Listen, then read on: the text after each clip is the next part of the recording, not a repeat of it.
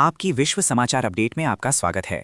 Ukraine के राष्ट्रपति Volodymyr Zelensky ने प्रथम उप प्रधानमंत्री माइखाइलो फेडोरोव के साथ रक्षा मंत्रालय में सुधारों पर चर्चा की, जिन्हें अब नए रक्षा मंत्री के रूप में नियुक्त किया गया है। ज़ेलेंस्की के अनुसार रक्षा मंत्रालय के संचालन का मूल सिद्धांत ये है कि प्रौद्योगिकी को यूक्रेनी सैनिकों के जीवन बचाने में मदद करनी चाहिए। राष्ट्रपति ने स्वीकार किया कि रूस को युद्ध में एक महत्वपूर्ण लाभ है हमलों के पैमाने और यूक्रेन पर लगातार दबाव बनाने की उसकी क्षमता। ज़ेलेंस्की ने कहा, हमें प्रौद्योगिकी का अधिक सक्रियता से उपयोग करके नए हथियारों को तेजी से विकसित करके और नई रणनीति अपनाना होगा। लगभग 4 साल के युद्ध के बाद भी रूस जनशक्ति और संसाधनों में भारी लाभ बनाए हुए है। वे इसका उपयोग विभिन्न दिशाओं से हमले करने, यूक्रेन की रक्षा प्रणाली को तनावग्रस्त करने और कमजोरियों का फायदा उठाने के लिए कर रहे हैं। इसलिए यूक्रेन नई प्रौद्योगिकी के उपयोग की ओर देख रहा है ताकि संसाधनों से संबंधित नुकसान को कम किया जा सके।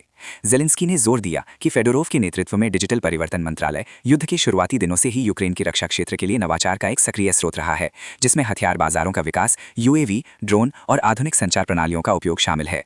उन्होंने कहा कि यूक्रेन को रूस का सामना करने के लिए उच्च तकनीकी स्तर और रक्षा क्षेत्र के गहरे परिवर्तन की आवश्यकता है। ज़ेलेंस्की ने यह भी बताया कि फेडोरोव 1 सप्ताह के भीतर आवश्यक निर्णय के मसौदे पेश करेंगे और उन्हें संसद से समर्थन की उम्मीद है।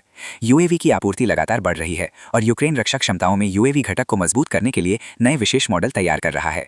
एक अन्य घटनाक्रम में ज़ेलेंस्की ने कनाडा की पूर्व उप प्रधानमंत्री क्रिस्टिया फ्रीलैंड को आर्थिक विकास सलाहकार नियुक्त करने की घोषणा की। यूक्रेन की आंतरिक प्रतिरोधक क्षमता को मजबूत करने पर जोर देते हुए फ्रीलैंड, जो यूक्रेनी मूल की है, अब बिना किसी मानदेय के इस पद पर सेवाएं देंगी। सुनने के लिए धन्यवाद।